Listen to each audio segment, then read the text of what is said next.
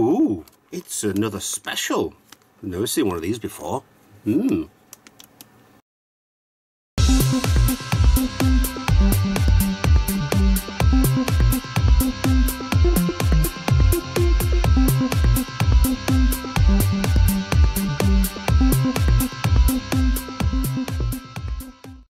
Hi guys, Retro Trek Ralph here. I've got another Star Trek Eaglemoss Starship Collection model and magazine review. This time it's a special edition, one of the bonus ones that you have to buy online. It's the Matt Jefferies Shuttlecraft, which is the Shuttle F. Now, I've never seen it before. I know exactly who Matt Jefferies is. He is the guy who, it's the look of the Enterprise, it's the look of all of this, yeah, it's just the guy who gave us the look of everything. But come to that in a minute. Let's get on with the magazine. Now this it's a massively different type of shuttlecraft than what we're used to. I mean, its concept, yeah, it was 1966. Different designs, different parts of the universe, I suppose. It kind of looks, I don't know, it's kind of got a bit of a rounded Thunderbird front. It's got the rear end of what we've copied on a lot of other craft in the future of Star Trek, and then these nacelles on the end here kind of remind me a lot of a Romulan ship, but I don't know. I mean, there's nothing saying that the Enterprise wouldn't have had different craft inside. Well, actually there is, because the shuttle bay was only big enough for 2 shuttlecraft. But then the redone version of the Enterprise made it look like there was a full starbase full of interesting little things. So let's get inside of this. The shuttle that never was. Okay, so it's not going to be... It's probably going to be all about Matt Jefferies anyway. Yeah, it sadly passed away in 2003. You can see the look there, but you can also see it's completely alien. It's kind of where, if that's the present look, this is kind of a, I don't know, is it pre or is it after? Is it, yeah, is it before or afterwards? I don't know. I can't make my mind up. Is it an upgrade on the Enterprise design? Is it a downgrade? Is it a possible the first type of shuttlecraft that came with the Enterprise under the Robert April captaincy? Rejected concept. Yeah, it's fine. You've got a door there that'll probably flop down. There's a lot of concept on here. The doorway, the windows on the front, which is exactly the same as what we had in the shuttlecraft for the Enterprise. But I think they just wanted to do a more of a box sort of size. We've got lots of curves on here. You've got some straight lines with some barrels, where you've got similar-ish but really crazy design on the warp nacelles and the pylons. They're absolutely different. Even on the back here, you're missing these box sections, if this did go to warp, obviously. Because I'd have thought a shuttlecraft would be a shuttlecraft to get between Starship and planet, Starship and starbase, Starship and somewhere else, but not to go at warp. But they did, but they didn't, but they did, but I'm just confused with the whole shuttlecraft thing. But okay, it has, like the shuttlecraft that we saw, the Galileo, it has that rear landing leg, and then it lands on its nacelles. Where the Galileo would land on the bottom section of the nacelles, this lands on its bottom section here, which is kind of odd, but more of a throw on. I don't know, I think there'd probably be more design on this if it was actually a full shuttlecraft, because this just looked like a block, which probably would retract into the bottom of this pylon, but doesn't. I don't know. I'd possibly say, with the lacking of certain parts of the nacelles, I'd probably say this could be put after the Captain Kirk sort of era on the shuttlecrafts, kind of rounding them off a little bit.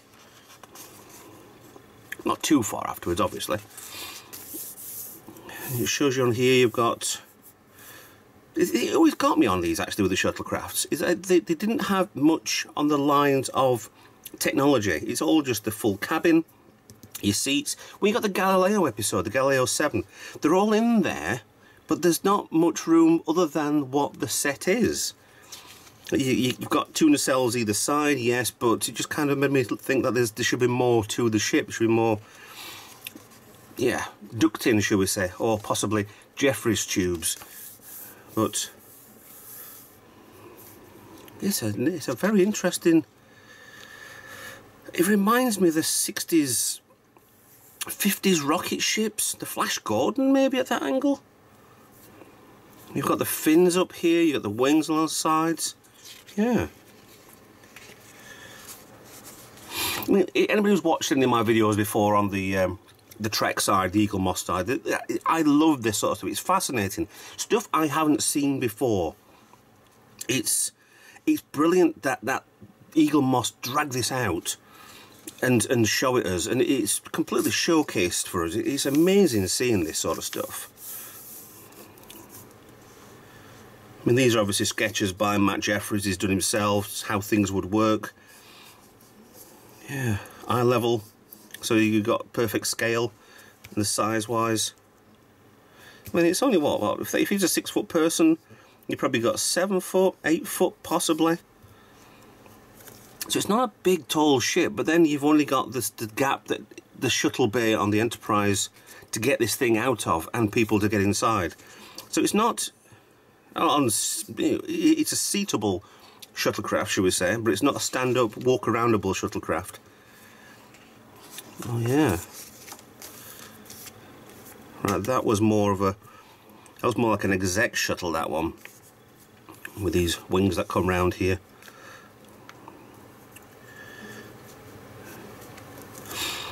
I do like. That's obviously the layout of the Galileo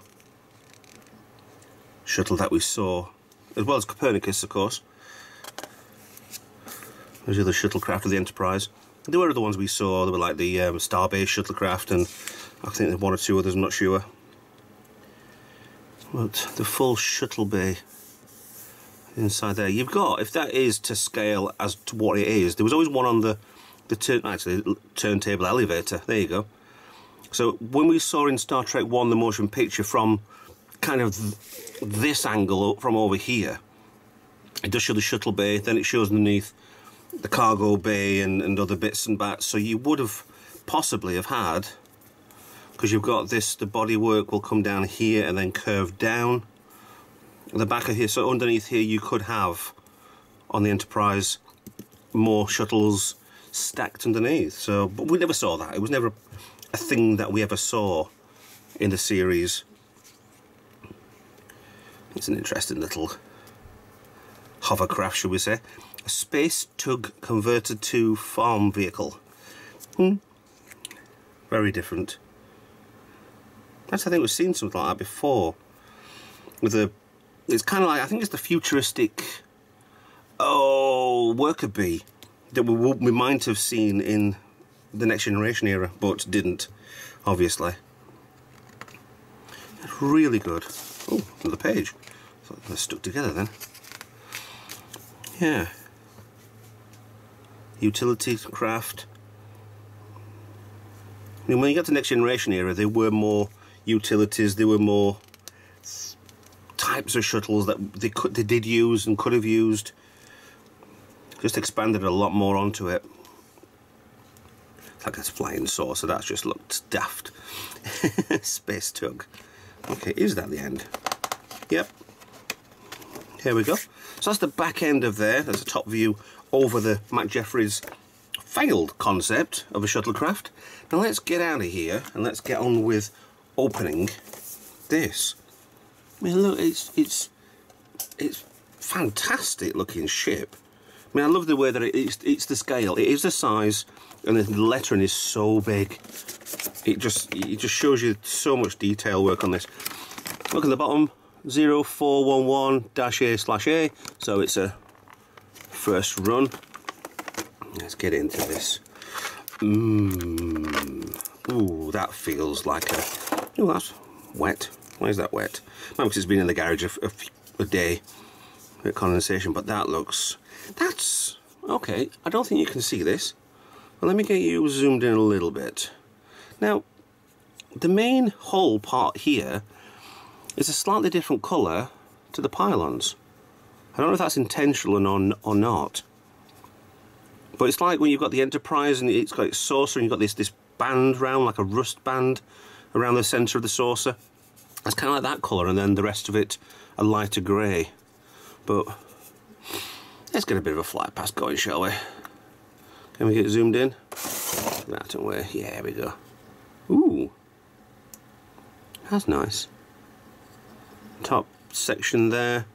A lot of detail work on here. That's lovely, that is. Oh, a little bit of not straight parts there, but that's okay. Let's come down the nacelle. That lettering looks fantastic, by the way. Absolutely fantastic.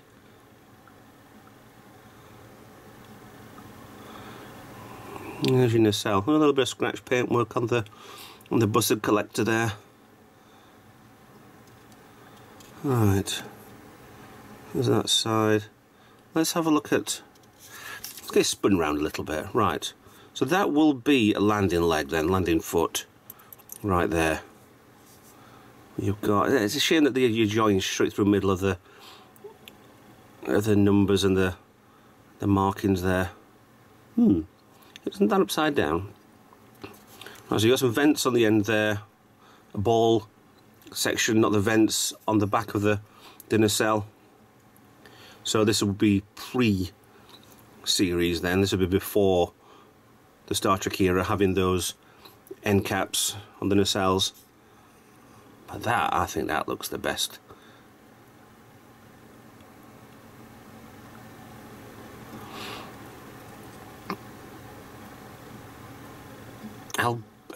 Bruni? That is absolutely lovely. That. Look at that for a... That's coming towards you. If it'll focus in. Yeah.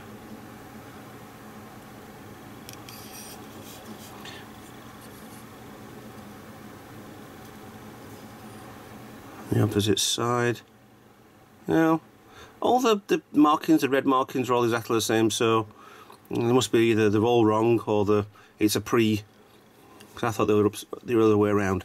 Let's have a look at the underside. There's not much detailing on the underside, as you can tell. It's flat. There's two sections there. Will probably come down for the doors. Well, for the stairs for the doors above it. Yes and yes. The underside is so flat of detail. You've got this part here which will be the landing leg, which will just come down and then it will land on the back there. Oh, okay, that's a different... I had not noticed that before. It's there's a vent marks there. Yeah, like a vent for the engineering section on the back, obviously. That's a nice angle. That's a lovely bit of design. Mr. Jefferies, you don't know how to make a bloody interesting ship.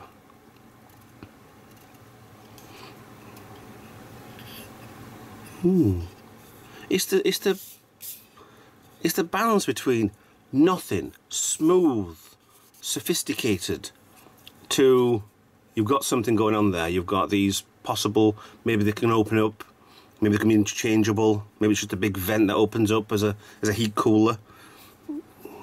You've got some extraordinary subtle design, and then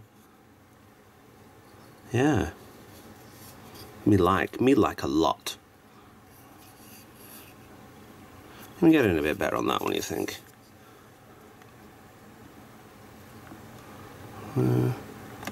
Excuse my hands, it's been a hard day at work. Yeah, a little bit. You could do it being touched up there. A bit of white paint on the end.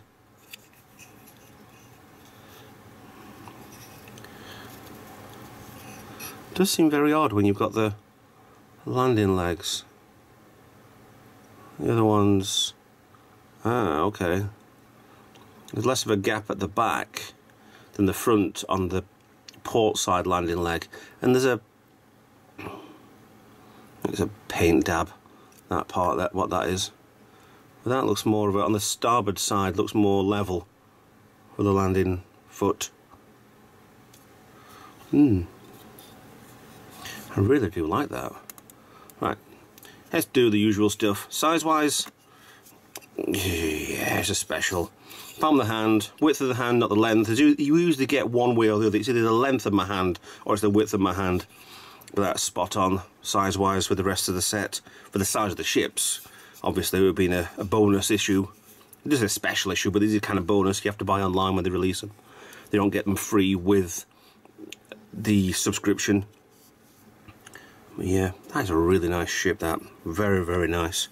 And does it stand up? No. Because of the lack of the landing foot at the back coming out, unless I'm mistaken, it'll come down. No, it kind of lands and falls over. But yeah, that's a very, very good model.